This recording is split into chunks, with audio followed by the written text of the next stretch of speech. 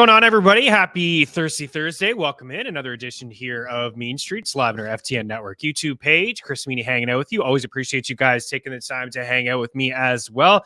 We're going to tee up tonight's Thursday night football game. We got a good one tonight between the Saints and the Rams. We have two 7-7 squads, and we have two teams fighting for a playoff spot. And I'll tell you what, both teams really need this game. I'd say the Rams need it a little bit more because the NFC South is completely wide open at the moment. But we're going to talk about that game. We got some picks and some props for that game as well.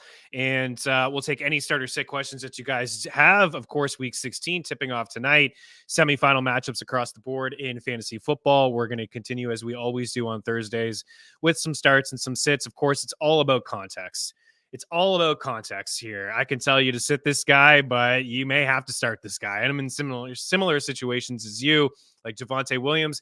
I don't really want to start Javonte Williams this week, but I have to start him in a couple spots. I got a couple little dart throw flyers for you guys as well, share some projections. But of course, if you have any questions at all, leave it there in the comment section. If you're listening on iTunes and Spotify, you can hop on over to our FTN Network YouTube page, subscribe for free, smash the like button, and send any questions you have. I'm always circling back on these videos. As I say every single Thursday, it's all about tomorrow. It really is all about tomorrow. It's very, very difficult to keep up with all the practice reports and the injuries. There's a lot of guys that are just questionable at the moment. We're up to like nearly 60 different quarterbacks with Mason Rudolph expected to start for the Steelers this weekend. It has been a wild year in the NFL. Sometimes you have to sit really good players. We'll talk about Austin Eckler. We'll talk about some other guys that are good football players, but things are just not working out for them at the moment. And on the other side, like I said, some flyers here.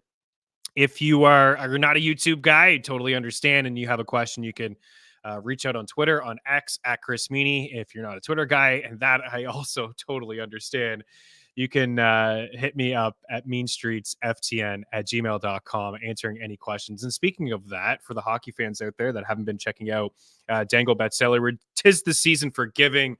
As you see, I am in the spirit.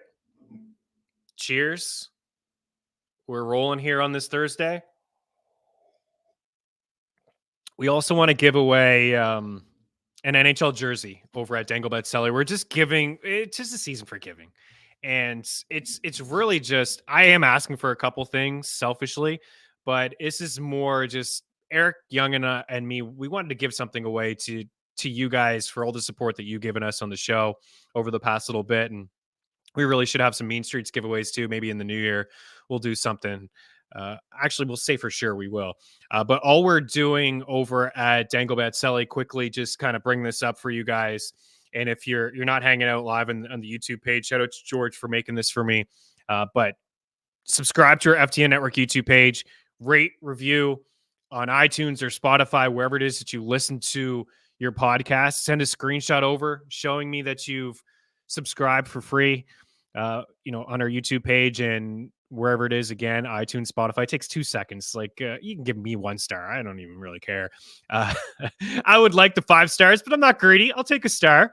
And then you don't even have to write a little blurb. Spotify doesn't. It takes 2 seconds. Follow, give 5 stars. Screenshot over to meanstreetsftn@gmail.com. And on Thursday's episode, 1 week from today, there's no hockey in the NHL on Tuesday.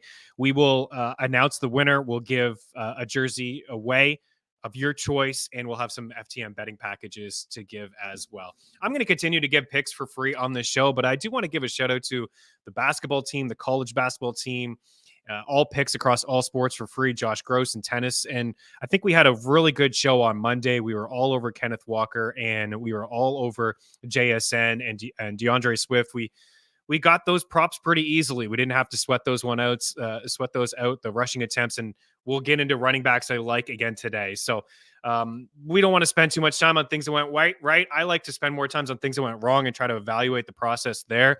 But hopefully we can continue this and carry over FTN wins. If you are looking for a betting package across all sports, like I said, projections and tools, and a lot of free content on this show, Hoops with Noops, giving NBA picks, Mike Randall, college basketball picks. The guy's like operating at a 70% clip rate is unbelievable. Walter Riddell dives into the college sports as well as some DFS stuff.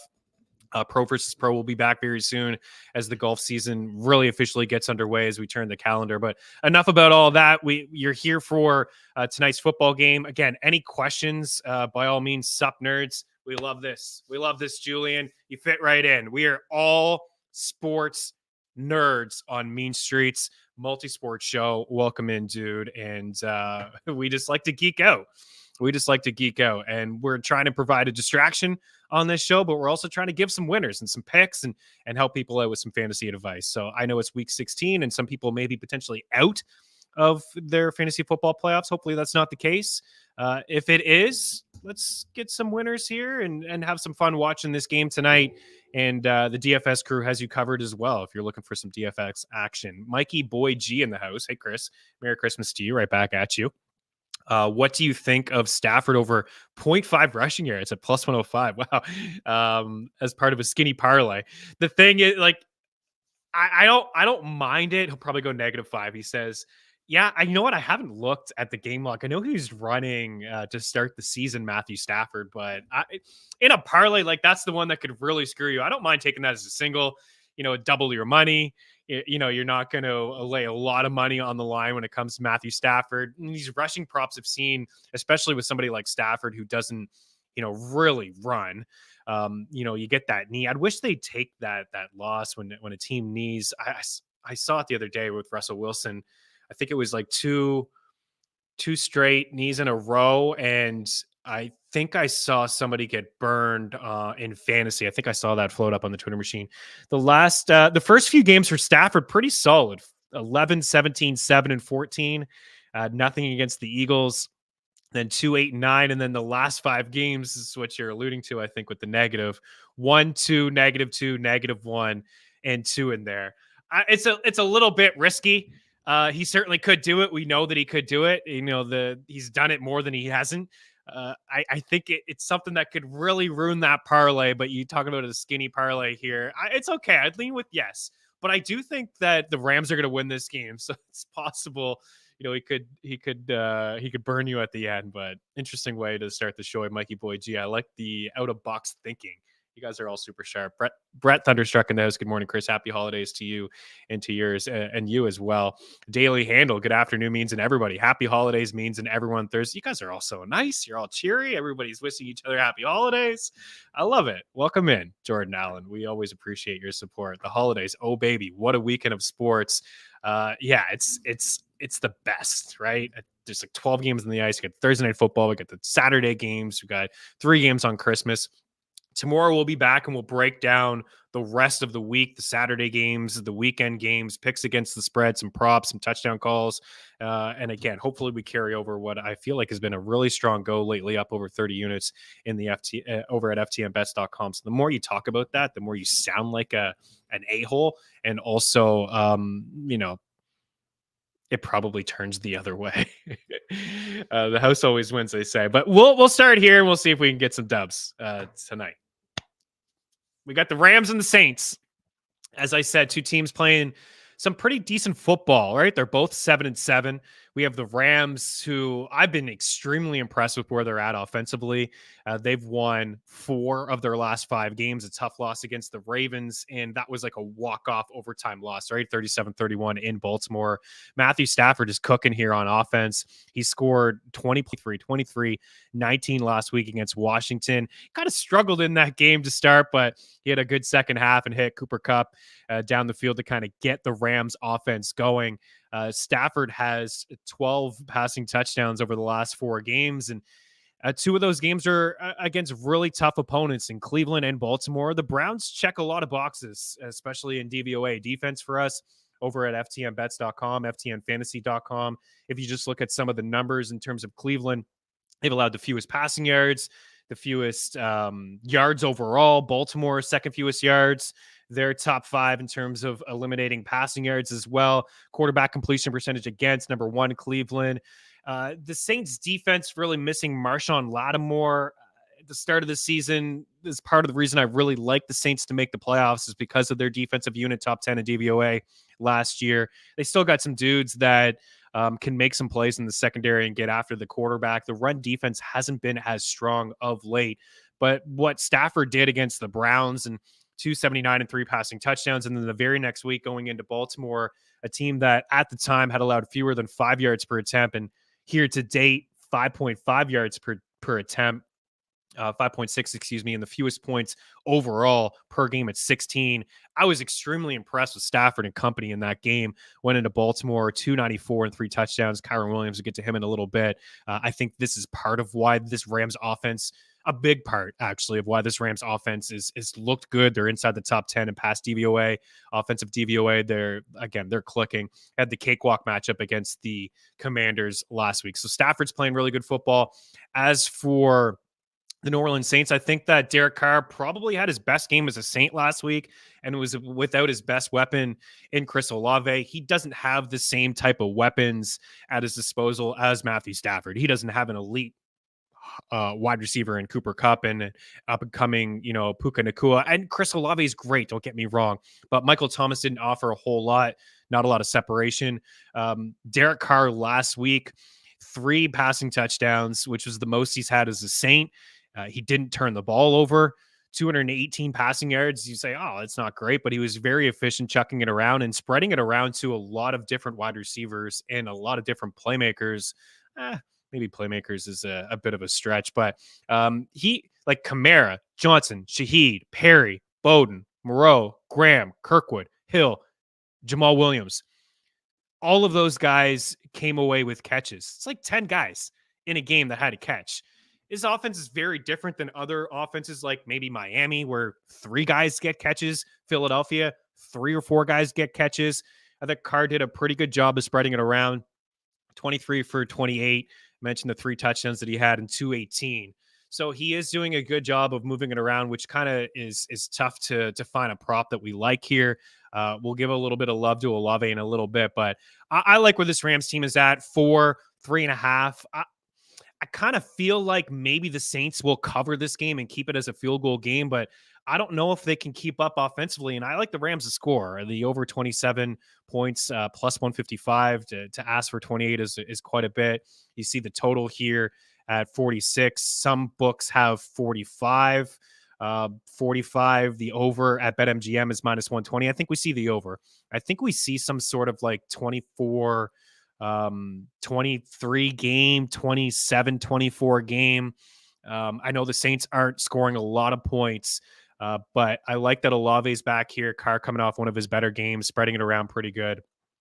So right now, I think the Rams win the game. And I think that they make the playoffs as a wild card squad. And tonight's win would go a long way. DraftKings is hanging like minus, I think I saw minus 115 for them to make the playoffs. Bet Rivers is 5-1 for them to get in as a wild card squad. They're not going to chase the Niners. They're not going to catch San Fran. They have the Saints this week. They have the Giants next week. They have week 18. They have San Francisco. And of course, that's going to be a tough game. It's possible the Niners rest some guys. That game could be meaningless for them. Even still, with a loss there and 2 wins here, like a win tonight and then a win next week against the Giants, I think that would be good enough for them to get into the playoffs. So 5-1 is a little bit of a sprinkle to get in. And I also think they're a very dangerous team. If they're the 7 seed and they're facing the Eagles in the 2, even at the link, I would lean with the Rams winning that game because of the weapons that they have. I mean, there's a lot of issues going on in Philadelphia right now, but how could they handle Kupp and Nacua and what Kyron is doing?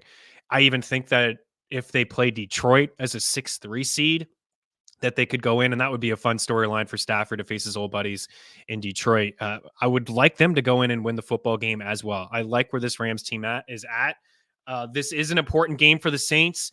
It's not everything. If they lose this week, there's still a possibility they would need some help. Like they need Jacksonville to take care of Tampa this week, and I like the Bucs, but they go Rams at Tampa and then home to Atlanta. So they'll wrap up this on the division. I think the Falcons are done. The Bucs are holding the tiebreaker at the moment, but certainly that could change with a couple W's down the stretch. So I think this game is more important for the Rams, but also pretty important for the Saints as well. This is what I'm thinking for props tonight.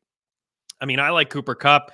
The numbers may have changed here a little bit. This is part of the perks of having the FTN bet tracker. You get notified when we make a bet. We talk about it in the Discord channel. We say, hey, jump on this line because things are going to change. And they have changed. I see some 73s out there. Bet Rivers has 69.5. So this 68.5 is gone. I'd take anything over 73. I think he has another game where he lives in the 80s here. We've seen 2 vintage Cooper Cup games in a row. 100 back-to-back 100-yard games, 18 targets over his last 3 games, 8+ in 3 straight games. He has 16 catches over his last couple of games. I have him for a touchdown at plus 130. He's got touchdowns in 3 straight games. Only 4 in the year. Of course, he only had 1 through the first 6 games that he played. And I don't know how healthy he was, between weeks 8 and maybe 12. Certainly not vintage Cooper Cup, but he's going to be a handful for the Saints to take care of, right? The catch prop I have here at 6.5 at plus 120. I see FanDuel at plus 122. Most books actually are 5.5. I don't mind taking a little bit of juice at Bet365. In fact, if I would have saw this last night, I probably would have put 2 units on it at minus 140 for him to have 6 grabs. I still think he has 7, so I don't mind taking this plus money play here. But if you want to be a little bit more conservative, you could maybe just drop him down to 6+ grabs. That would probably be minus 150-ish over at DK or FanDuel. But as you see, the best number is minus 140 for him to have 6 catches. I think he has 7. Kyren Williams here at over 18.5 rushing attempts at minus 135. There's a little bit of juice here. And by the way, like for the Saints over the past few years, what we know about them is they've just been really, really strong against the run. They've been one of the best rush defenses in football over the past several years. And even to start the season, they were really, really strong. And when you look at Kyren Williams and you're over at, Yahoo or ESPN, you see that it's a bad matchup, right? They've allowed the 7th fewest fantasy points to running backs. It's a little bit of red next to Kyren Williams. I don't care about that at all. They haven't been that great against the run over the past couple of weeks. And Kyren Williams, what this guy is doing, even with Stafford chucking it and hitting all of his weapons, and we have seen a little bit of a downtick from Puka Nacua over the past couple of weeks. Kyren Williams has been unbelievable. This guy has 11 touchdowns, and he didn't play in week 7, week 8, week 9. The team was on a bye. He missed 4 games here. He started off the season with 2 rushing touchdowns. In week 3, he had a rushing touchdown against San Fran, and he also had a receiving touchdown. So he had 4 touchdowns over his first 2 games. Then they moved on from Cam Akers. So they kind of just benched him. A dud game against the Bengals. Then the Colts, he had 103 and 2 touchdowns. A dud game against the Eagles at the time. The rush defense for Philadelphia was good. A bounce back game against the Cardinals, 158 and 20 for a touchdown. And then that's when he suffered the injury. Since he's returned from the injury, he's got 3 of the 4 games. He has over 100 rushing yards, and he's cruised past the century mark. 16 for 143 against Arizona. Good matchup. Against Cleveland, tough one. Middle of the pack, 21 for 88 and a touchdown. Against Baltimore, we know that that's a tough matchup. He had 25 for 114. And then last week against Washington, we know that's not a tough matchup, but 27 carries, $152 and 1 touchdown. This guy has had 21 carries, 25 carries, and 27 carries over his last 3 games. We have him for 20 rushing attempts in our projections. Live updated odds, 18.5 is gone. I'm fine with 19.5 at minus 120. That's over at BetMGM. Bet Rivers has minus 121, FanDuel minus 122, Caesars at minus 123, and DraftKings a little bit of juice there at minus 130 for him to have 20 attempts. It's there. I think that they're going to be able to win the game. I do believe the Saints could kind of keep this thing close. But even in a couple games where they've blown out the opposing team, they've leaned on Kyren Williams to close out football games. And not just the attempts. How about the targets too? 6, 5, 4, and 3 over the last 4 games, at least 3 grabs in 4 straight games. And we're talking about 22 opportunities the first game back from an injury, 26, 29, and 34 opportunities just last week. This is his backfield. He's minus 140 for a rushing touchdown. Get into a little bit of another prop in a second. So I like Kyren. And how about Alvin Kamara here? I was really surprised to see this prop for Alvin Kamara.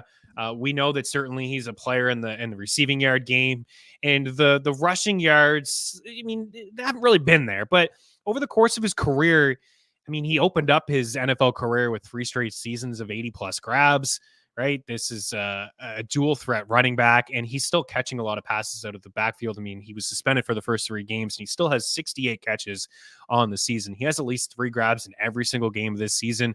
He has 2 games with at least 12 catches, another 2 games with 7 plus, 5 in his last game, 6 a couple weeks ago. But the attempts, if you look at the back of the football card since week 9 attempts, 9, 15, 14, 12, and 16. We have him for 16 rushing attempts tonight. I'm really surprised that there's a 12.5 out there. And again, the number is gone. It's a little bit juiced. Minus 136 at FanDuel is the best I'm seeing for 13 attempts. I don't hate the 14. 14 attempts at plus 102. 14 attempts BetMGM at plus 100 as well. Again, 16 attempts last week, 15, 14 in week 12 and week 13. I think week 12 against Carolina, maybe slightly an outlier. They were blowing out the Panthers late, and I think we saw a little bit of Jamal Williams in that game. Williams hasn't been a factor really at all. The past couple of weeks more so. 18 total attempts over the past couple of weeks. What's his rushing yard attempt at, actually? Because if it was 5... it's 5.5 at plus 120. I mean, I kind of like that one too. But I'm going to lean with Alvin Kamara here at over 12.5. How about Chris Olave here being back? It's tough to, at the start of the season, I was all over his catch prop. But as I said with Derek Carr, especially last week, there was no Olave. But he's been spreading the ball around quite a bit. His catch prop is 4.5 at minus 143. Kind of have a lean to the over on that. It's something that he's done pretty consistently. You look at the last few 1, 2, 3, 4, 5, 6, 7, 8, 9, 10 of his 13 games. He's had at least 5 grabs, but I'd rather the receiving yard prop here. Again, this is a number that has moved a bit. You can't get to 59.5. I see 63.5. I would take the over on anything in these 63.5. I would take the over. I think he lives in the high 60s. The ceiling, of course, is the century mark. Against Carolina, Carolina's actually a good pass defense. We'll get into them in a little bit, but they're actually among the leaders in the fewest yards and passing yards allowed. They're right there with Cleveland and Baltimore, believe it or not. These teams run on them, and they can run on them, and that's part of it. But they actually have a pretty decent pass defense. But Olave was dealing with an injury in that game. The games before, 119, 114, 94. There was another game earlier in the year where it looked like he was going to get 250 yards. Was that game against the Falcons? I think it was. He basically sat out the entire second half. He had 7 catches on 9 targets for $114. He's going to play. He's good to go. Roll him out. You got him in season long. You're playing him. This could be a fun fantasy-filled game here with a lot of points scored and a lot of wide receivers getting theirs as well as the running back. So I like Chris Olave here. And then you see Jimmy Graham. Am I chasing a touchdown? Maybe. I'm looking for a long shot, right? I'm looking for a fun little prop here that we can get. There's 2 guys, and I was talking to my guy Fox last night. I was Juwan Johnson and Jimmy Graham. And there's like so many tight ends on this team. You got Taysom Hill, who's lined up as a wide receiver more than any other position, but he can toss a ball, he can run one in, he can catch one in, he can throw one in. You also have Foster Moreau, who I touched on, who hit the box score last week. Jimmy Graham's got a touchdown in 3 straight games. The problem is he's only playing like 10 to 14% of the snaps. But when they get inside the red zone, there's a couple different things, of course, that could happen. It's more Taysom Hill getting these carries and opportunities than Alvin Kamara, and I get it. But it's also Derek Carr kind of leaning on some tight ends. And Chris Olave isn't, a big body wide receiver. He's more of like a deep threat guy. He's got the high ADOT and the air yard percentage is certainly very, very healthy. I look at Carr, and the Darren Waller scenarios inside the red zone. I look at Juwan Johnson, who had a touchdown last week. One of these tight ends are going to score tonight, and they both have really good odds. So Jimmy G, certainly the bulk of his snaps come in the red zone. He's evolved in the red zone packages. I think he's extremely interesting at 6-1 for a guy that has touchdowns in 3 straight games. I think that's extremely interesting. And then Juwan Johnson here he's also 6-1. Did I write that one down? I was last night. I didn't see 6-1. Caesars is offering 6-1. The prop shop is amazing. BetMGM is plus 375. Bet Rivers plus 390, DK and FanDuel 5-1, and 6-1 for Juwan Johnson. Juwan Johnson has been living in the 40% range. So he's probably going to finish this game with more snaps, running more routes, getting more targets. Outside of the red zone, just outside, he's going to be involved in those packages, right? I think we saw a 28-yard touchdown catch from him last week. It's his numbers are not fantastic. It's not getting a ton of volume, and Olave is coming back. But one of these two guys are going to score a touchdown tonight. I think it's going to be Jimmy G, but I'm going to probably put half a unit on Jimmy, half a unit on Juwan Johnson. We hit one of those. It's going to be a profit if we hit one of those guys. So that's the way I'm going.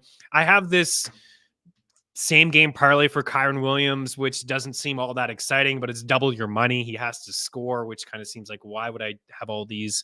If he has to score, I'd only double my money. But he's minus 140, I think, to score a touchdown. 15 attempts, 75 rushing yards, and a touchdown at plus 100. I also like him to score 2 touchdowns. And you know what? I'm going up against him in a couple leagues. I really hope he doesn't pop off and ruin my week. But Kyron Williams here, just the opportunities. You can't ignore this. He's the clear-cut goal line back. He's the 3-down back. He's coming off a game with 34 total attempts. So a little bit of a sprinkle for him to have a 2-touchdown game at plus 350. That's all I have. I could sit here and talk props and plays with you guys all day long. I don't really want to get involved with any other Saint. I feel like just with Carr spreading things around, I have a hard time diving into any other props. So I'm in on Olave. I'm in on Cooper Kupp. Like, these are the guys. These are the go-to guys for the offenses in Stafford and Carr. Kyron Williams following a trend here with the rushing attempts. Alvin Kamara, I think this is just too low again in our projections.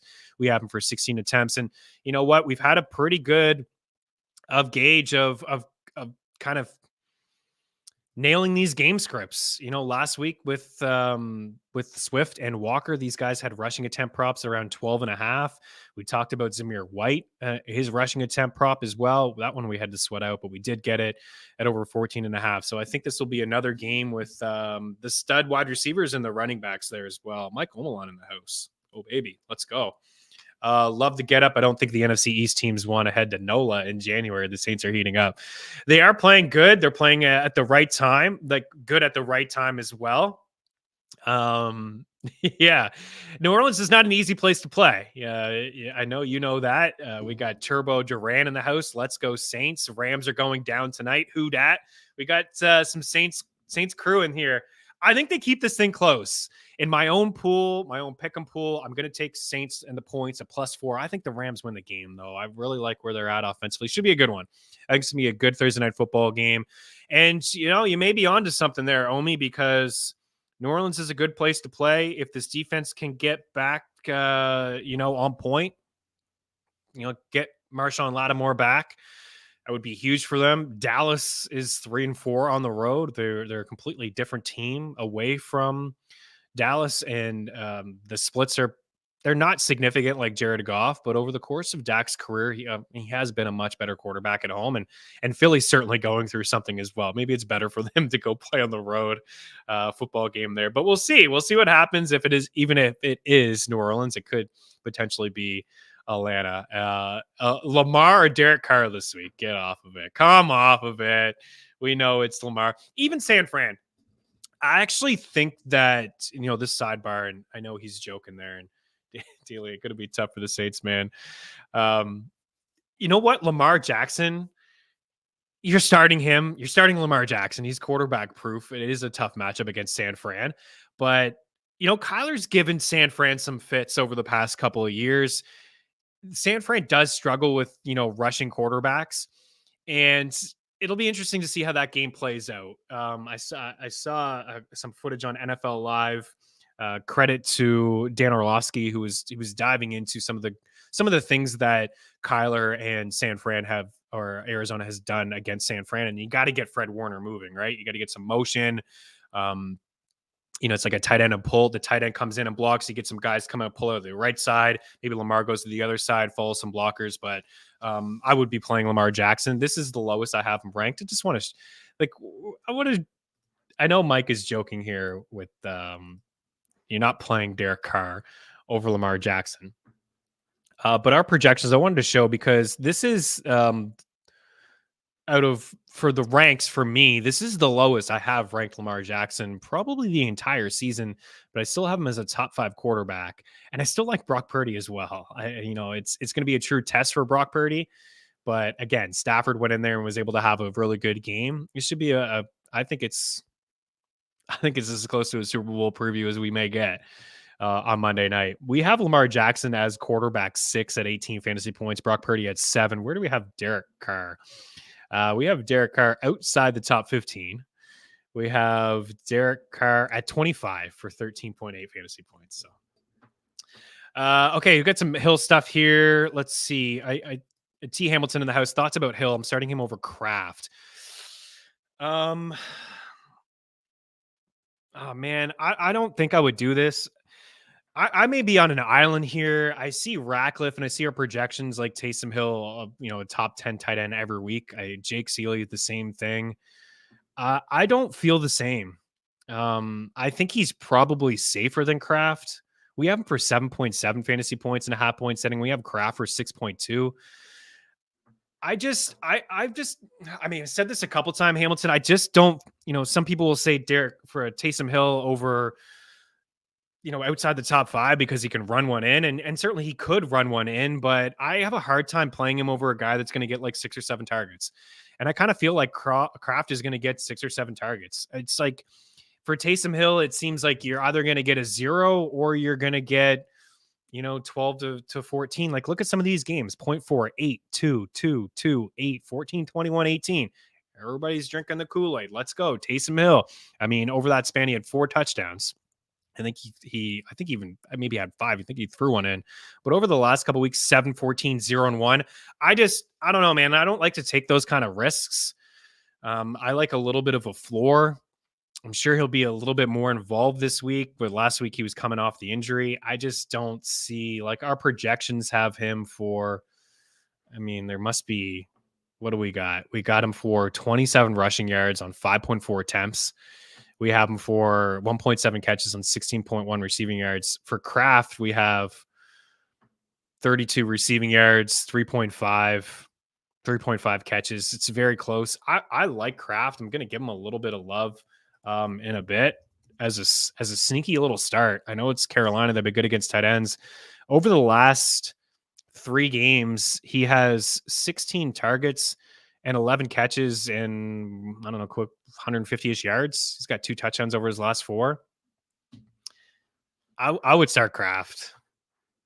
Man. I don't know. That's a tough call. And I would start Fields. I would start Justin Fields over Purdy. It could go sour for Brock Purdy. It's Baltimore after all. Like, it's a really good defense. And Fields has arguably the best matchup of the week, right, against Arizona. Arizona is number 1 now in yards allowed per attempt at 8. I think it's 8, what I have written down here. 8 yards per attempt. They're right there, actually, with Washington and Cincy.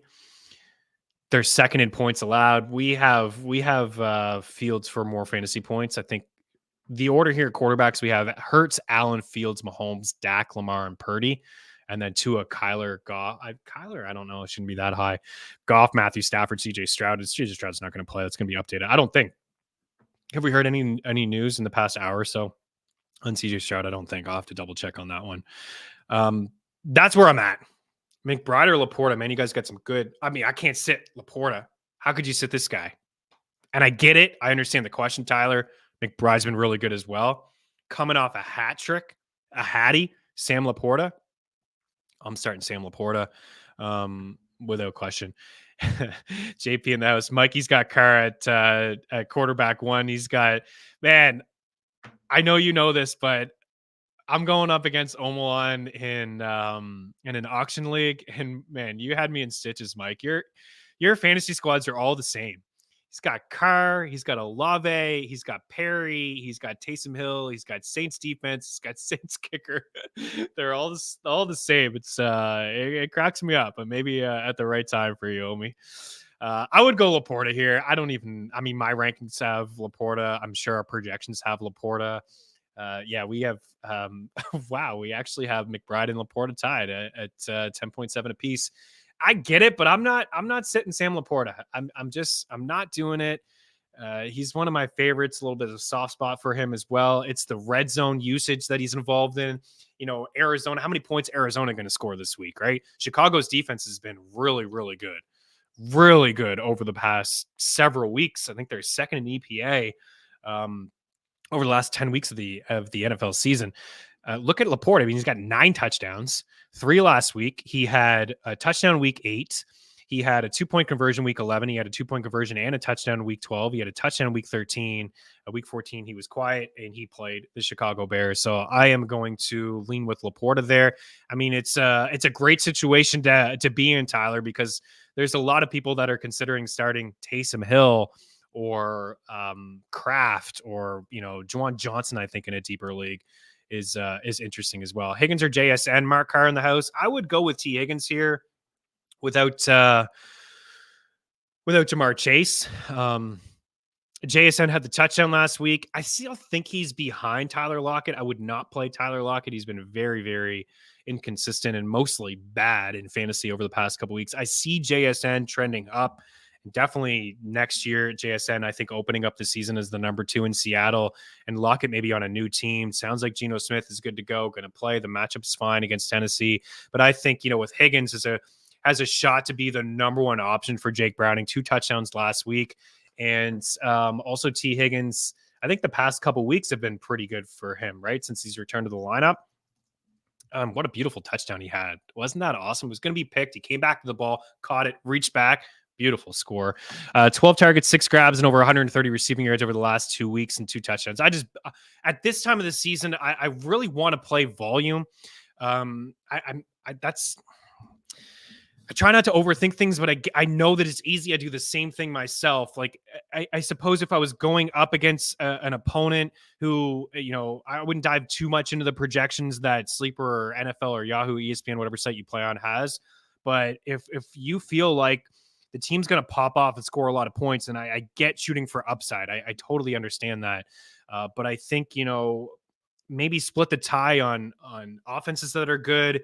Team implied totals. Vegas, they know what they're doing. They build big buildings for a reason. Team implied totals, and volume. Volume is king. I think that I'll give you an example of one of my teams. I have Lamar Jackson. I have Javonte Williams, where I'm going back and forth on Javonte Williams and Zay Flowers.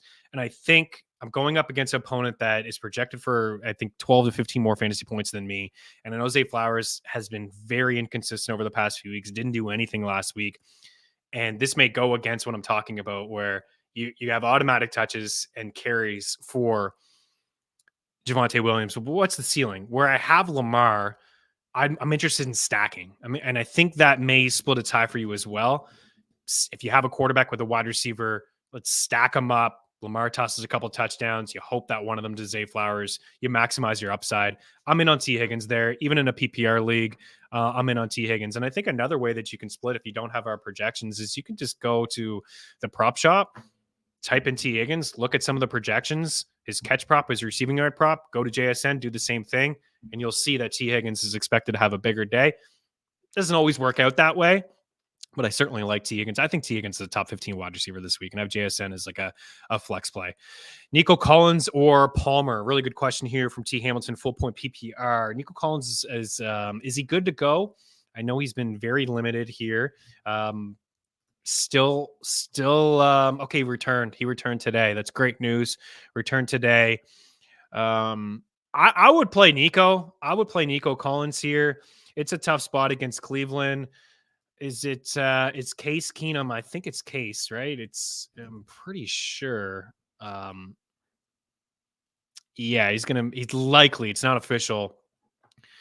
Palmer had the 4 targets. He had a massive catch and run. He didn't do anything until that first play was like an 80-yard touchdown. You can't take those things away. It doesn't sound like Keenan Allen's going to play. You still got Easton Stick, 12-point dogs against Buffalo. I'm sure we're going to see a bit of a bounce back from the Chargers after firing Staley and company. I'm going to play Nico, man. Nico's been the better guy all year long. He's going to be the number one option there for Case Keenum. That's where I'm leaning for Nico Collins. I think he's going to have more targets, more looks. I think Palmer is interesting. I wouldn't go chasing last week again. Like a lot of the production came on one play. I'm not really feeling where this Chargers team is at the moment. I get they're going to play from behind and there're going to be some targets there for maybe him and Quentin Johnston. I'm Nico. I'm Nico, but I always want to give the projections and help you guys out that way as well as and kind of split the tie and give you like a second opinion, so to speak. So Palmer, we have, bear with me here. Palmer, we have for 7.6 fantasy points. It's a half point setting. We have him for 3.4 grabs and 44 receiving yards. So roughly 10 points in a full point setting. Nico Collins may not even be officially updated because he hasn't been practicing. We have him for 12 and a half point setting. We have him for 8 targets and 5.3 grabs and 70 receiving yards. I agree with those projections. So that's where I would lean. Ron Neal in the house. Flex, Eckler, Foreman, Hunter, Henry. Ooh. Congrats for making it this far with Austin Eckler. I don't think you can go touchdown chasing with Hunter Henry. I'll play Eckler. I play Austin Eckler. I have him ranked pretty low. Last week I had him as a low end RB2. This week it's very similar. I think he was a sit for us last week. I have him. It's hard to predict what's going to happen here on the Charger side of things. Are they going to shut down Eckler? Are they going to give more looks to Spiller and see what they have in Isaiah Spiller? I think they already know what they have in Joshua Kelly. Eckler looking for the big contract. Does he want to risk an injury here down the stretch of the season playing for this awful Chargers team? Usually when a team fires a coach, you see uplift across the board, right? I mean, we saw it earlier with the Raiders. Have been playing competitive football. All the guys were dancing around in the locker room, feeling pretty good about the coaching change. I'm sure the Chargers are feeling pretty loose as well, looking to bounce back off allowing like 60 some odd points to the Raiders. I just don't think you can trust a tight end in New England's offense. You're just really hoping for a touchdown. And for Foreman, he had 6 carries for -6 yards last week. This is a really good matchup against Arizona, but I can't tell you with confidence, Ron, that Foreman is going to be a guy that gets 10 carries. It could be Khalil Herbert. It could be Roschon Johnson. It could be just a bunch of designed runs for Justin Fields. So I think that I would continue to roll with Eckler. Where do we have Austin Eckler in our projections? I don't even think we have him inside the top 25. My goodness. It's too bad what's happened here because he's really, really good, as we're all aware. But Staley, we're for 10.8 fantasy points. We have him for 10 rushing attempts and 42 rushing yards, which I think would probably top what he's done lately. Eckler, I mean, the carries haven't been there. Of course, game script, right? He's out of it. I mean, he has 10, 10, 14, 10, and 5 for 9 last week. He's still catching passes. Of course, there's no Herbert. So I understand the question. They're big dogs. He probably catches another 4 or 5 passes here and flirts with that 10 carry number. We have him projected for, where was that? 23 receiving yards. It's not Austin Eckler like, but I mean, I'll just give you a peace of mind with the Foreman projection that we have for him. We have him for 8.4 fantasy points. We have him for fewer attempts, 9, fewer rushing yards, 39. We have him catch 7.7 receiving yards. So I would go with Eckler, man. Take the ceiling, take the upside there. Julian in the house. I've got Kamara and Kyron just going, just sit back and watch. Oh, baby. That's a nice feeling, right? That's a good feeling. 2 top 5 running backs here. I think now that you said that, I don't know if I was dreaming last night of this question that I got. Somebody asked me a question to pick 3 of these running backs. He had CMC, Kyron Williams, Alvin Kamara, and James Cook. James Cook must be nice. Those are 4 of the top 5 running backs this week. I don't even know who I would tell you to sit. I think I would sit Kamara of those 4. Our projections are CMC, Kyron, White, Kamara, Pacheco, and Cook. I have a hard time sitting James Cook, right? I have a really hard time sitting James Cook. I'm going to talk some props tomorrow, but I have 3 props already in for James Cook and the tracker, and we could see some numbers change. The over 23.5 receiving yards, the over 14 carries. They leaned on him. They've leaned on him since the OC change with Joe Brady. They're 12-point dogs. I think they'll be able to win this football game, lean on him a little bit. And I like the rushing yard attempt or prop at 68.5. T. Hamilton, Chandler, or a Chan full PPR. Don't think Madison is going to play. I don't think Madison's going to play either, and I don't care. I don't care one bit if Madison plays or not. I would play Ty Chandler over a Chan. And a Chan has a higher ceiling. He has a better matchup. Just saw the Bills run all over Dallas last week, and Miami can run the ball a lot better than Buffalo. That's for certain. But I think Chandler is going to be a feature back again, regardless of Madison. Madison has to be in the coaching doghouse. Like, how many lives does this guy have? He was a fade for us on draft day, wasn't efficient ever. He had a couple good games over the course of his career without Dalvin Cook.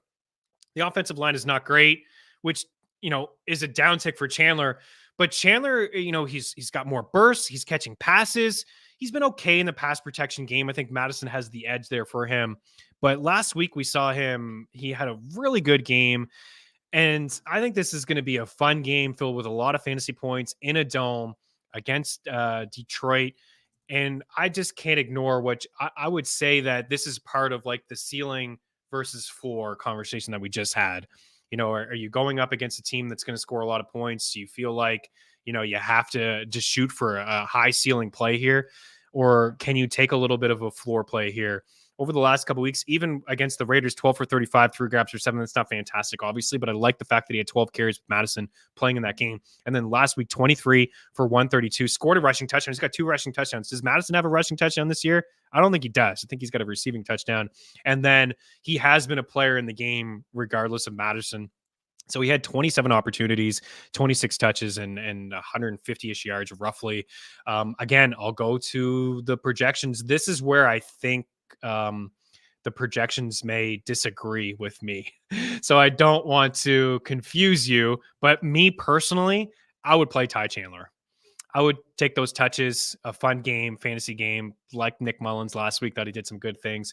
We have Ty Chandler for 12.3 fantasy points. We have him for 14 attempts, 61 rushing yards, 2.3 grabs, and 16.4 receiving yards. So in a full point PPR league, I mean, you can adjust the projections to go to PPR, but that's another, basically another point. So we'll say he's at 13.3.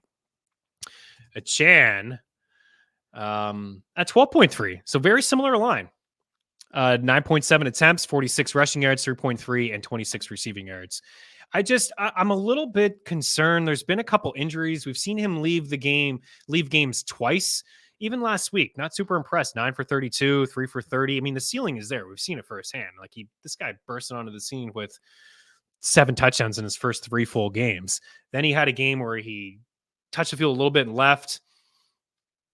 He hasn't been full go. I'm going to go with Ty there. Dude. Good luck. Ron, thanks. It's tough to play Eckler. I have Jacobs and Pacheco, injured Ramondre. It is tough to play Eckler. Absolutely agree with you, man.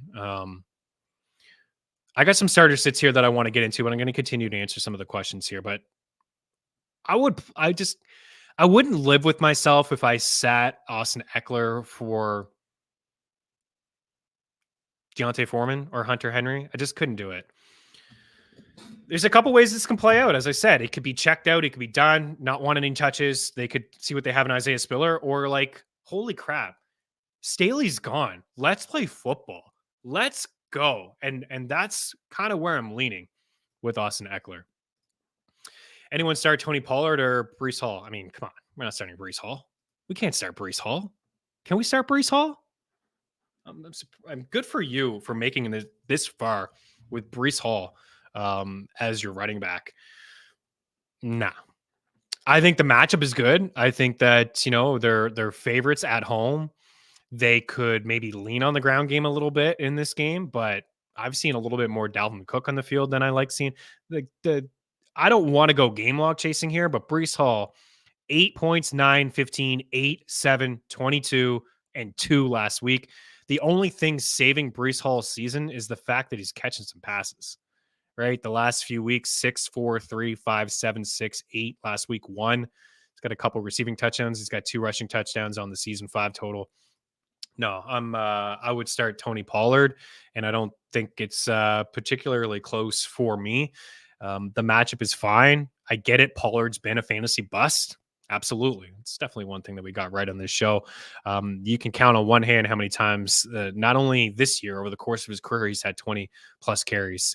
He's got 5 touchdowns. 3 have come over his last 5 weeks. It's solid, but he's a playmaker. Dallas can score some points. We got a high total game against Miami, 50 plus points here. I like the under between Washington and the Jets at 38. These are how I split ties. I lean with the back on the better offense, a potential shootout, a game changer, explosive. I would play Pollard. I'll look at the projections because that's what we've been doing for everybody here. We have Pollard as RB. We go CMC, Kyron, White, Kamara, Pacheco, Cook, Pollard as RB7. Mostart, Bijan Robinson, Mixon, Walker, Saquon, Eckler, Etienne, Montgomery. I mean, I could keep going, but we'll run out of time in the day to get to Breece Hall. Mark Carr. Should I keep Puka in for tonight and wait and see how Pittman looks and if he plays though the snap count? Ooh, tough decisions. These are the tough decisions that you have to make. Oh man, Pittman has been absolutely automatic, and I think if it was between the two guys, you would be rolling with Pittman without question. He's still he practiced in full today. He's a full go today. That's a great sign. That's a great sign. Atlanta's been really good against wide receivers. I play Pittman. I play Pittman. I think you have to. You know that you have to. You know that you want to anyways, if he's full go. Hearing that he's full go in practice today is huge. Last week he had 4 grabs on 78 yards. He would have had he had 9 fantasy points in a quarter and a half. I think the biggest thing, Mark, is he's full go here. So, I mean, double digits almost every game over the last 6 or 7 games, 12, 13, 16, 11 targets, hit the century mark twice in the last 4. Wood did it last week as well. I dodged a bullet. I went up against him in the league and I ended up winning by a couple points. He was going to have another big game. So I would roll with Pittman, but that's a great question. T. Hamilton, likely Waller or Kincaid, struggling with this one. Waller's not touching my lineup. I'm not doing this with Darren Waller. I don't care that he came back and he had 6 targets and 4 grabs. Darren Waller is just too risky.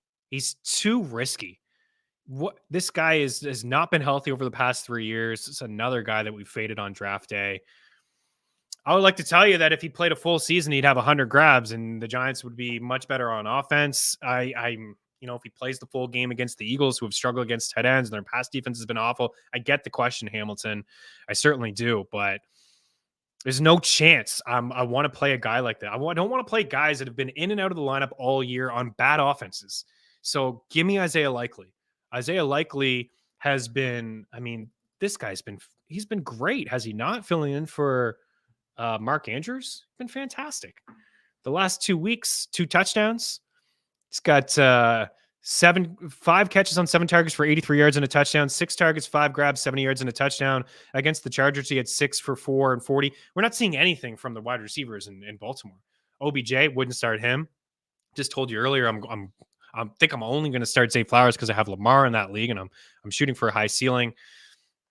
Bateman had a bunch of targets last week, didn't do anything. I get it's the Niners. Didn't Trey McBride just pop off against the Niners? We've seen some tight ends have some good games against San Francisco. In fact, San Francisco, they're among the leaders in quarterback completion percentage against. I think that they're going to struggle against Lamar. Fred Warner is an absolute beast. They're gonna find ways to kind of get him moving around. Really missing Keaton Mitchell because he's the guy that can make the run on the outside where it's just gusses straight downhill. That's a big loss. I love Mitchell. I'm going Likely. I'm not even. I'll do the same thing with the projections, but I wouldn't even think twice about that one, man. I hope I don't steer you in the wrong direction, and I hope I'm not coming across as cocky or anything, but I just really feel like Likely is the play there. Yeah, we have Likely. So again, Kelsey, Laporta, McBride, Hawkinson, and Njoku, Ingram, Kittle, Ferguson, Likely, Kincaid, Kmet, Goddard, and then Waller, and then Taysom Hill. I would even start Dalton Schultz over Taysom Hill. I would probably start Waller over Taysom Hill. I'd probably just risk that one because I know that there's a bit of a higher ceiling there, but I'm not I just think it's pretty risky, man. Waller, you never know, right? This guy could pull up lame. He's done it a couple times, unfortunately. And Kincaid may score a touchdown, but I don't know. They could run the call. They could run the clock out there a little bit. They could just cruise in that game. It's all possible. No problem. Rowe and Carr always. Would you play Mixon over Pacheco? It's a good question. Pacheco is expected to play. They're all good questions. There's no dumb questions. Hey, shout out to New Heights. No dumb questions, just stupid people. And you guys aren't stupid. I'm just following what they say on the New Heights podcast. Mixing over Pacheco. What would I do? I think that I would play Pacheco. I think that I would risk it and I would play Pacheco, but it is risky because reportedly just had shoulder surgery. So he missed a couple games. He's coming back. They're big favorites against the Raiders. So I actually think the Raiders will hang around in this game and keep it competitive. How much run does Pacheco get? You just assume if he's active, he's going to get double-digit carries. But will he be full go? Will they still do a little bit of Jerick McKinnon? Yes. But he's not going to steal a lot of carries. CEH has been okay over the games filling in. Mixon against the Steelers, a lower scoring game, probably. I really like that Mixon's caught a bunch of passes from Browning in the backfield over the past couple weeks. Our projections probably have Mixon. Oh, no, they have Pacheco. They have Pacheco as RB5, Julian. And that's kind of where I was at. I have Pacheco ranked ahead of him. I think he's got a higher ceiling. I like the matchup more. Of course there's risk, right? He suffers the hit, but I think, with the Chiefs, I think he's just good to go. I don't think the Chiefs would throw him out if he wasn't, knowing that he could take the hit and then suffer a setback, and then all of a sudden they're without him in the playoffs, because he was a big reason they won the Super Bowl. I get it, Mahomes, but Pacheco was the guy that closed out the game for the Chiefs in the fourth quarter against the Eagles in that Super Bowl. We have Pacheco for 14.8 fantasy points, 16 attempts, 69 yards, and 16 receiving yards and 2.5 grabs. We have Joe Mixon for 13 fantasy points, 63 rushing yards and 15 attempts, 2.8 grabs, and 21 receiving yards. And we've seen a little bit of Chase Brown, too, out of the backfield, catching some passes as well. I'd lean Pacheco there, man. Tyler Bathurn in the house, excuse me, really that low on Hall. Should I consider Zeke over him? Full PPR. I would play him over Zeke. I don't think Ramondre is going to play again this season. I like the matchup better for Breece Hall. And even though Zeke is getting the opportunities, I considered him as a sit here today. I don't love the matchup. And I understand that they've been much better. If you look overall and you see, oh my goodness, what do you mean you don't like the matchup? The Broncos are among the leaders in yards per attempt, allowed, fantasy points allowed to running backs, rushing yards allowed to running backs, but the defense has been a little bit better lately. Zeke 11 for 25. The volume, I'll say this, I expect more touches for Zeke. 14 targets and 12 grabs over the last 2 weeks is really significant, and 33 carries over the last 2 weeks is extremely significant as well. I think our projections probably have Breece ahead.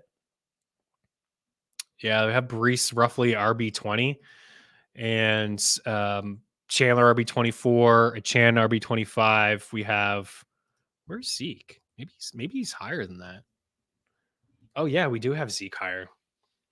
Our projections say Zeke, dude. 13.4 fantasy points. We have him for 12 carries, which is probably too low. He's probably going to get another 14, 15.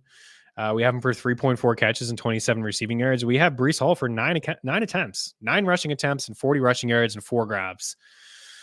Full PPR. Zeke is still getting those targets. Man, I think that Breece Hall has the higher ceiling. I think that. I think at this point, the opportunities, the safer floor may be Zeke, maybe Ezekiel Elliott. Sometimes that's what I'm talking about. Sometimes you just have to take the name off the back of the jersey and just dive into the situation. The situation is not good at all with the Jets. I know that they're playing Washington, and I know that they're favored. I may play Zeke there, man. Dalvin Cook, only 1 carry last week. I thought he had more. 7 and 9 the week before that.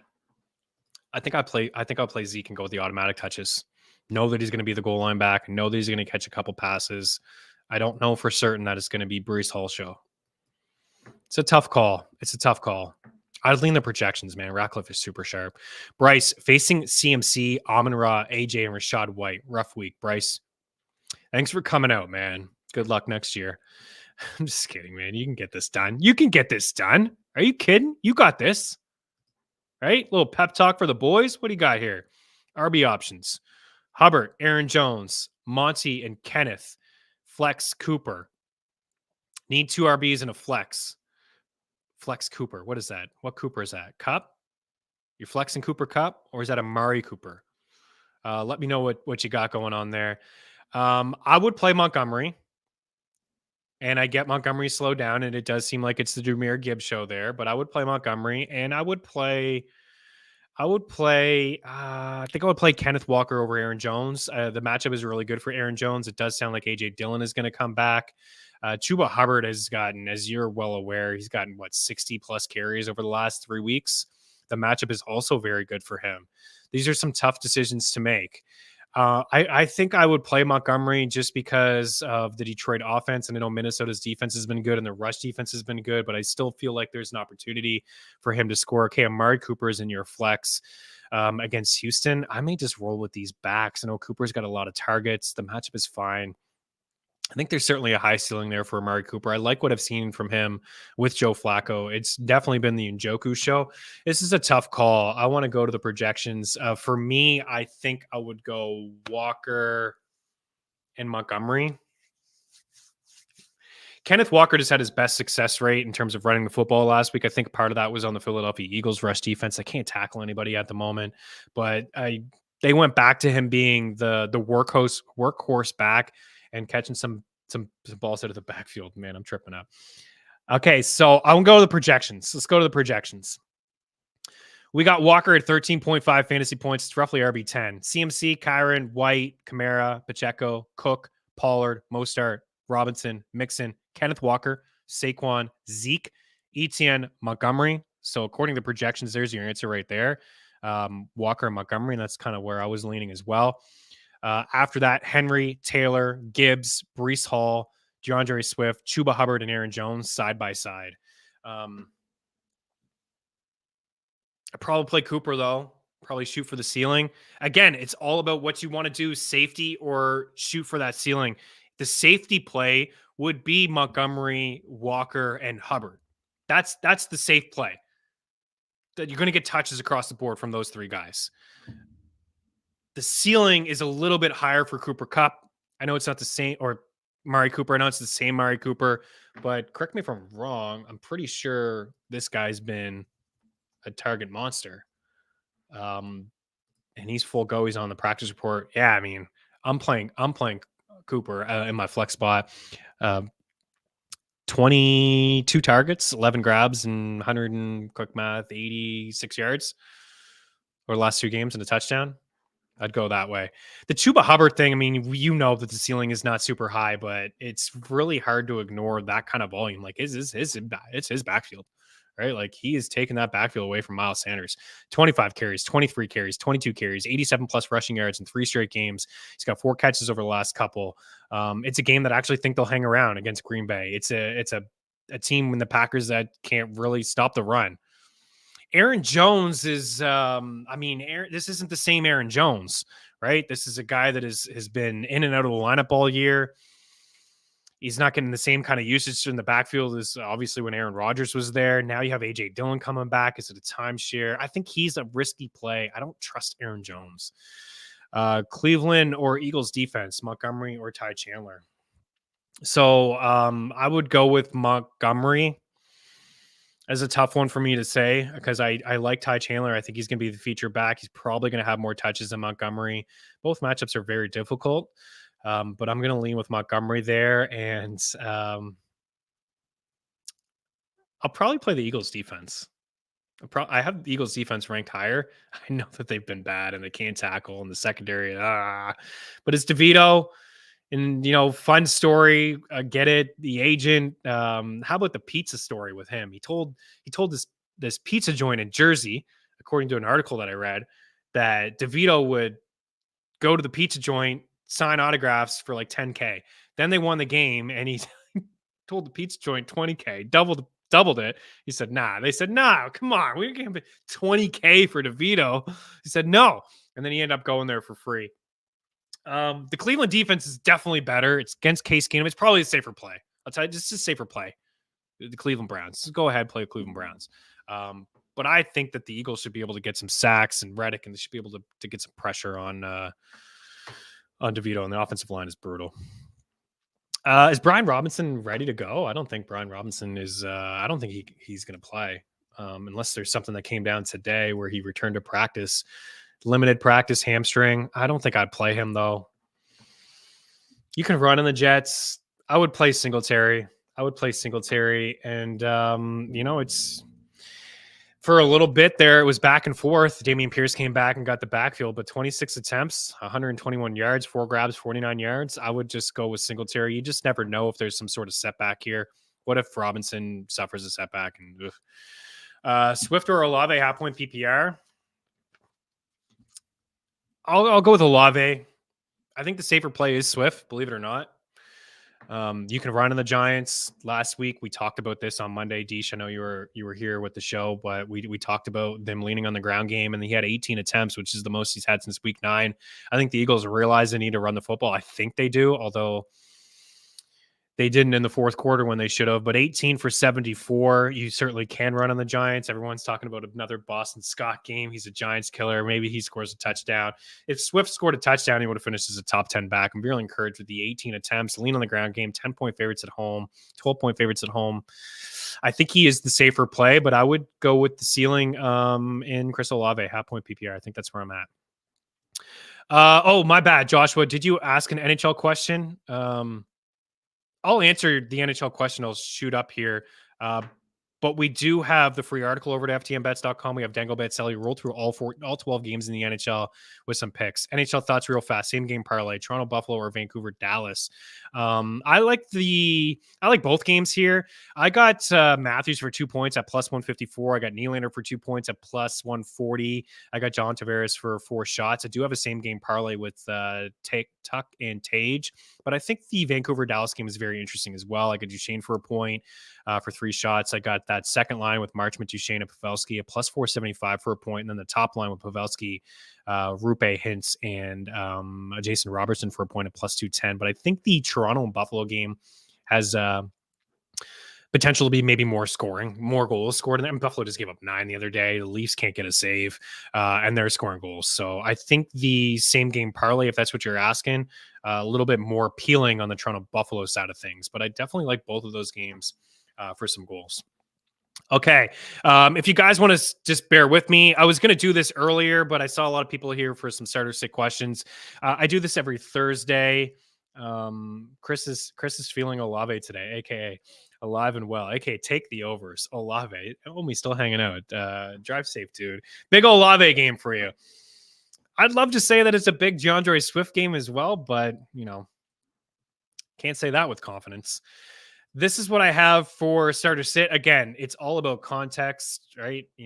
Some of these guys you may have to start, but some of these players I think are in tougher matchups, and I have them ranked lower than consensus or some of our projections. So here we'll start with players that I would start in week 16. Semifinals, need a win. Got to start them. Let's go. Let's start here with Brock Purdy. In case there was ever any doubt, Brock Purdy against the Baltimore Ravens, a true test, 5.6 yards per attempt, top defense and DVOA against the pass, second fewest yards allowed. This is a game where he can put the stamp on the MVP race. 10 touchdowns over his last 3 games. Don't overthink this. Play Brock Purdy. Matthew Stafford tonight, 12 touchdowns over his last 3 games, 278 and 3 against Cleveland, 294 and 3 against Baltimore. Stafford's playing a really good football, and he's chucking it. Baker Mayfield against Jacksonville, last week's passing yard leader. You heard it right. Baker Mayfield. The Jags have allowed the 3rd most passing yards, the 3rd most fantasy points to quarterbacks. They're top 10 in fantasy points allowed to wide receivers and tight ends. 64 points is what the Jags allowed in 2 games in back-to-back showings against Joe Flacco and Jake Browning. What? And I didn't think they were that impressive last week either. 59 fantasy points and 6 touchdowns over the last 2 weeks for Baker Mayfield. I'm going up against him in a semifinal matchup, and I'm playing him in a semifinal matchup as well. Baker Mayfield, Chris Godwin's gotten a lot of targets, so I would play Baker Mayfield and I would play Chris Godwin. Let's just talk about him for a second as well. 108 targets on the season, 23 over his last 2 games, 155 yards over the last couple of weeks. I know he only has 2 touchdowns and 1 receiving touchdown, but I mentioned the Jags top 10 to wide receivers, fantasy points that is, and the third most fantasy points to quarterbacks for Baker Mayfield with 50 fantasy points over the last 2 days. Really playing good football. Mike Evans has got 1,000 yards and 3 double-digit touchdowns, and Rashad White is a top 5 fantasy back, and he's taking advantage of some soft matchups. I like where the Bucs are at. They're playing good football. The defense is bad. Defense is bad. This could be a fun game if Trevor Lawrence plays. It could be a lot of points scored on both sides. I don't think either defense can stop the opposing quarterback. It's just been a really nice feel-good story for Baker Mayfield, and he's never had these kind of weapons at his disposal.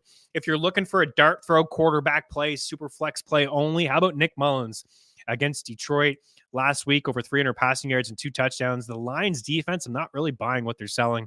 4th most fantasy points allowed to quarterbacks, top 10 in points allowed overall, and yards allowed per attempt. Justin Jefferson returned. Jordan Addison had, Jordan Addison's been either amazing or not so much, but he's been amazing when Justin Jefferson's on the field. Of course, he doesn't get that attention, those doubles, and he is a mismatch. He's explosive. Some of his touchdowns have come with busted coverage, but they all count. Hawkins and Ty Chandler, some playmakers there for Nick Mullins. Saquon Barkley, he's been a sit before, so I'm bringing him up. Saquon has failed to score 7 fantasy points in 3 of his last 5 games. He hasn't been great. I would say he's a bust. He's definitely one of the busts, and unfortunately injuries and offensive line and quarterback play, all those things. I mean, those are things that you had to take that into consideration when you were drafting Saquon. He's a really good player, real life, but you knew the offensive line was bad. You knew that he had injury histories. You knew that Daniel Jones wasn't good. You had to have known that. 28 versus Washington, a good spot. 28 versus Green Bay, a good spot. This is a good spot. Believe it or not, this Eagles rush defense has just not been good. Davis missing Jordan Davis. Kenneth Walker ran all over them. Best success rate of his career last week. You start Saquon, top 10 running back. Some of these guys here, Josh Jacobs, Jonathan Taylor, you're playing those guys. They return to action. You're playing them. Josh Jacobs, full go. He was close to playing last week. The ceiling is there. You just play him. Jonathan Taylor, same thing. Zach Moss is not 100%. Taylor's full go in practice. Taylor should get a ton of touches. We know that his ceiling is high. Don't overthink this. Play those guys. Bijan Robinson. I mean, hopefully, if you're a Bijan Robinson owner, you advanced this far with just what was a shit show last week with Arthur Smith. My goodness. He fumbled and then he didn't play again. Sloppy weather, yada, yada, yada. You can make excuses for everybody inside this Falcons offense until the cows come home. Arthur Smith is hard to trust, but the ceiling is there. He's a low-end RB2. He has the upside to be a top 5 running back. The matchup is great against the Colts. I can't tell you with confidence that he's going to get 20 plus touches. In fact, I'd say he doesn't, but I would still play him as a flex play. And if you made it this far with Bijan Robinson, good for you, because that's another bust as well. Ty Chandler, we talked a little bit about Ty Chandler earlier. 23 carries last week, over 120 yards, 3 catches, another 25, 27 opportunities, significant. Tough spot against Detroit, but I do believe he's going to be the feature back, and we'll take those opportunities and touches in a potential shootout game in a dome against the Lions. Chuba Hubbard, again here, last couple of weeks, 25, 23, and 22 carries, 80 plus rushing yards in 3 straight, couple century mark games there for him. 4 catches over the last 2. It's his backfield. The Packers have allowed the 5th most yards per carry, top 10 in fantasy points allowed to backs, and the 3rd most rushing yards allowed per game to running backs. A couple wide receivers here that may win you consolation brackets. I'm not laughing. I know that T. Higgins and Chris Godwin are going to win me some consolation brackets as well. I don't have any shares of Hopkins, but where were these guys when you needed them? At this point, hopefully you got by, and now maybe this is the time of the year for them to shine. The reason why you drafted them. T. Higgins, touchdown catch of the year, I think, last week. 2 touchdowns, 8 targets, 4 catches, 61 yards, over 130 receiving yards in the last 2 games. No Jamar Chase. As for Chris Godwin, as I mentioned, over 100 targets for him on the season. 23 targets for Chris Godwin over the last 2 games. I get it. He only has 2 touchdowns, 1 receiving yard, or 1 receiving touchdown. It's not what you want, but he's not phased out of this offense. He's a big part of this offense. He's getting a lot of work. Good spot against the Jags. Top 10 in fantasy points allowed to wide receivers, third most to quarterbacks. 155 yards over the last 2 weeks for Mr. Godwin. As for Hopkins' dud game last week, it sounds like Ryan Tannehill is going to be under center for Tennessee, and I think that's better for Hopkins' game, although there were some dud games earlier in the year with Tannehill as well. Matchup is a good one. 6 most fantasy points allowed to wide receivers, top 10 in passing yards allowed. Jordan Addison, I had him as a sit last week and he balled out. So maybe he's not going to ball out this week. I don't know. I don't go game log chasing too much here, but last week he had the 2 scores, 111 yards, 26 fantasy points. He had been under 10 fantasy points in his previous 5 games. We know the ceiling is high, and he has had better games with Justin Jefferson in the lineup. He's a flex play for me. Here's a dart throw. Donatavian Wicks. I picked him up in a couple spots. I don't know if I'm going to play him yet. We'll wait and see the situation with a lot of Green Bay Packers wide receivers. Is Jaden Reed good to go? Romeo Doubs is just not doing anything. He scores touchdowns. You put him in your lineup. You just hope that he scores. If he doesn't, he's sub 5 fantasy points. Christian Watson is a guy that you can't trust. Not sure he's 100% either. For Wicks, 6 catches on 7 targets last week, 97 yards. He's got 13 targets over his last 2 games. I believe we talked about him a couple weeks ago on this show. We had an over 2.5 receiving prop for him. And then there's Tucker Kraft here. I think at this point of the season, although I answered a lot of tight end questions, I think you have your tight end. You're rolling with the tight end that you have. 16 targets over the last 3 games, though. He scored last week. He's got 2 touchdowns in his last 4 weeks, since, getting a larger role with some injuries inside the tight end room. They've leaned on him a little bit more. 11 catches and 150 yards over the last 3 weeks. I just want to bring up the latest on their Green Bay Packers skilled room. We know that they're very inexperienced. They got rookies and sophomores all over the field. Jaden Reed, questionable, limited in practice today. I would play him. I just wanted to see, is he practicing? You're playing him. He's the guy that I feel the most confident about. Again, Romeo Doubs. What are we doing here? 5.95, 4 fantasy points. He's got 7 touchdowns on the season. 7. And that's the only reason that he has double-digit fantasy showings. I mean, this guy hasn't had more than he's got 1 game since week 4 with more than 4 catches. He's got 1 game since week 4 with more than 54 receiving yards. Just meh. And then Christian Watson, we know that we're not trusting, but he did return to practice this week in limited fashion. So it's a dart throw play if indeed you need a dart throw play. So those are some starts of the week. Here are some players that I would sit this week, and there's a couple obvious ones. Some players that I would sit in week 16. We'll start here with Sam Howell. Nice season. Stinker last week against the Rams. Only 9 fantasy points. The Jets, we know that the Jets are an elite secondary. The second fewest passing yards allowed. Second fewest fantasy points to quarterbacks, the fewest fantasy points to wide receivers. Among the leaders in eliminating passing touchdowns and touchdowns to wide receivers. They only have given up 4 touchdowns to wide receivers. We had 2 as a sit last week. TikTok crew, they were all over me. What are you doing? Look at this loser. Receipts. This didn't age well. What are you doing? Sitting Tua. He had 300 passing yards. He had 13 fantasy points. He finished his quarterback 21. Come on.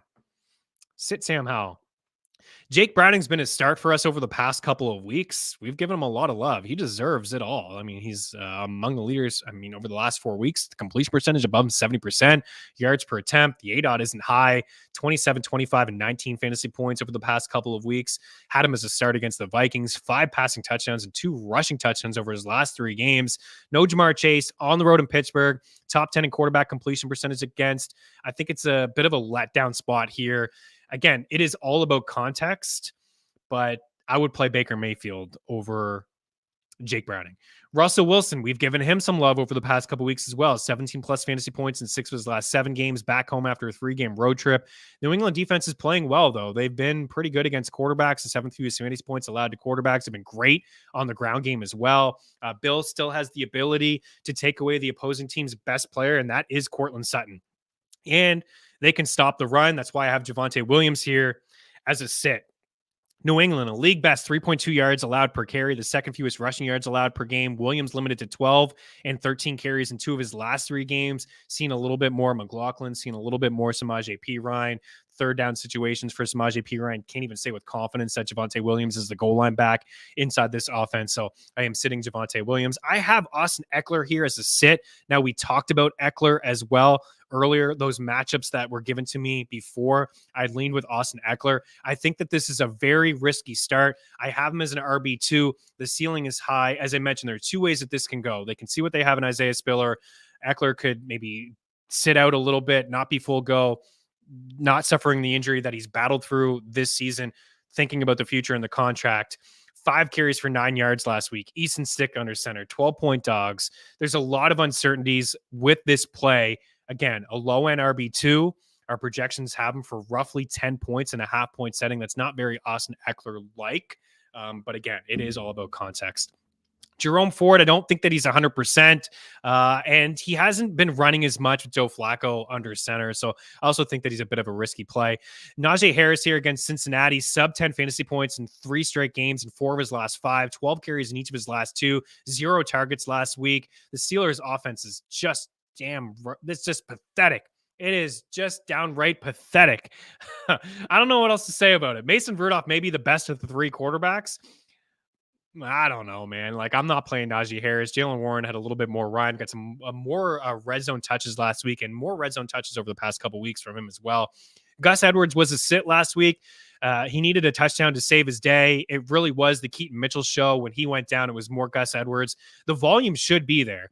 You're just playing him in hopes that he scores a touchdown. That's it. He's got 11 touchdowns on the season. He does have a chance to score when they get inside the goal line. It's most likely going to be him. But the Niners have allowed the 3rd fewest rushing yards and only 4 rushing touchdowns on the season. He's not going to catch any passes. The Chicago running backs against Arizona, the matchup is so juicy. It's absolutely fantastic. But Foreman last week, 6 carries for -6. Don't know if it's going to be Roschon Johnson, Khalil Herbert, a 3-man committee, design runs for Justin Fields. I don't know, man. I'd try to find some other options there, like Chuba Hubbard. Like, play Chuba Hubbard. That guy's going to get carries. I don't know who's going to get the carries in Chicago. Tyler Lockett against Tennessee, double-digit fantasy points in just 2 of his last 7 games. Decent matchup, but JSN is trending up. It does sound like Geno Smith is going to play in this game, which is good for everybody in this offense, even though Drew Lock had his moment last week. It is much better for this offense when Geno Smith is under center, but Lockett is not touching my lineup against the Titans. Terry McLaurin, season high 12 targets, 141 yards last week, 23 fantasy points. Finally got you there. Is he going to win you some consolation brackets? Well, he won't help you this week. 15 passing touchdowns allowed. The Jets. That's it. That's all they've allowed all year long. 4 to wide receivers. Top 5 in DVOA defense. They're strong against wide receivers, strong against quarterbacks. No thanks. Drake London only has 1 drop in the season. Maybe give him some targets, Arthur Smith. Just too inconsistent. Fantasy point showings for Drake London over the past few weeks. 3, 24, 1, 11, 5, 0, 8, 8. 2 games over 10 points since week 6. Heineke back under center. I don't care. It's Arthur Smith. Not feeling it. George Pickens. Man, this guy may be in the doghouse. Not blocking. Said he didn't want to block on a Jalen Warren run last week because he didn't want to get hurt. It's not what you want to hear, really, especially if you're the Pittsburgh Steelers and Mike Tomlin. This guy may have 1 foot out the door. I like Rudolph. I think he's better for Pickens' game. There could be a bounce back spot here for George Pickens against the Bengals. It's not worth a start. Odell Beckham Jr., can't trust him. Too many injuries for him. I don't know what even happened. He wasn't even on the injury report all week, but he hardly played last week. I don't know. Like, he's just on the sidelines. I saw him on the sidelines. Looked like he was tying his shoe like 17 different ways. I don't know what's happening. Odell Beckham Jr. against the Niners, not playing him. And then Kyle Pitts, same deal, right? 3 double-digit games on the season. None with Heineke. We know that we're not starting him, but he's still got that name, Pitts. He's still got the great rookie season. I still think people are playing him. I'm going up against him in 3 leagues this week. 3 leagues this week, Kyle Pitts. I wouldn't do it. Whew. Oh, baby. I think we got to get out of here. We've gone pretty long. I'll still answer any questions if you guys have them. Audie's, good afternoon. 12-team PPR, Walker or Chan? I play Walker. Man. I just think that he's going to get more touches. I think Chan's got a higher ceiling. Just think it's a little risky. Hall or Swift? I would go with Swift. I would play DeAndre Swift there. Nikhil, I don't know, man. We dove into this earlier with Brees. The touches haven't been there. The games haven't been there. I get it's a good matchup. They're at home. They're favored. Low scoring game. I think it's a better matchup for DeAndre Swift. A better chance of him scoring. Leaned on the ground game a little bit last week. I think they do it again this week. So I would lean with Swift there. I would play Garrett Wilson here. I just talked about DeAndre Hopkins as a start, but I would play Garrett Wilson. He's still getting a big bulk of the work, right, and the targets. I'm going to go to our projections just to give you a second peace of mind, like I've been doing here. I would say that Garrett Wilson is projected for more fantasy points than Hopkins. I lied to you. Hopkins at 11.9, Garrett Wilson at 11.3. I still would play Garrett. I think there's a slightly higher ceiling there for him. I know Tannehill coming back is probably better, but I'd go with Garrett in that situation. Okay, no worries. I think we're good. I think we're going to get out here. Some people that are popping in. This is what we have for some props tonight. Cooper Kupp over 68.5 receiving yards. Cooper Kupp over 6.5 grabs. The 5.5 is juiced at -140. I would take that one. It wasn't there last night when I put these into the tracker. Kyren Williams over 18.5 rushing attempts. Alvin Kamara over 12.5 rushing attempts. Chris Olave over 59.5 receiving yards. Cooper Kupp to score. I got a little bit of a sprinkle here on Jimmy Graham to score. He's got touchdowns in 3 straight games. Also a little bit of a sprinkle on Juwan Johnson to score a touchdown. He's also 6-1. He's been living in the 40% snap range. So I think, if projecting between the two, there's a better chance, I'd say, of Juwan Johnson getting that touchdown. But Jimmy G, in the 14% range over the past couple of weeks on average in terms of snaps, but definitely involved in the red zone package. I got Kyren Williams here for 2 touchdowns at +350 and a same game parlay here for Kyren at 15 attempts, 75 and 1 touchdown. I think that's just a conservative one. You could go 20 plus attempts. I like the over 89 rushing yards, but I'd still probably go 20 attempts, 75 plus, and him to find the end zone. You can get that one up to probably about +150 if you wanted to. All right, I'm out. Again, win a jersey of your choice. Dangle Bet Selly giving one away. Subscribe to your FTN Network YouTube page. Rate, review, and subscribe to Dangle Bet Selly on iTunes and Spotify. Send that over to meanstreetsftn@gmail.com. Next Thursday, we'll give away an NHL jersey. We'll give away some NFL betting packages as well. We'll be back tomorrow of practice reports, props, picks against the spread. For tonight, let's go Rams 27, Saints 24. Sorry, Omi. Saints lose the game. Rams get it done. They cover and lean to the over. But that won't mean that the Saints are done. What I will say, you won't be able to get 5-1 for the Rams to make the playoffs if they win this game tonight. You won't be able to get it. It'll be gone. And they play the Giants next week. And the Niners could rest week 18. And if they're going to make the playoffs, it's going to be via a wild card spot. So you jump on that now, and then maybe we get back in on the Saints making the playoffs next week. But I think we'll get the Saints. I think we'll get the Saints in, maybe. But we like the Rams tonight. Good luck, guys. Thanks for taking the time to hang out. Happy holidays. Again, we'll be back tomorrow with some more picks and props, and we'll answer some more Start-Sit questions. We have more practice injury reports to dive into for tomorrow. Have a good one. Cheers.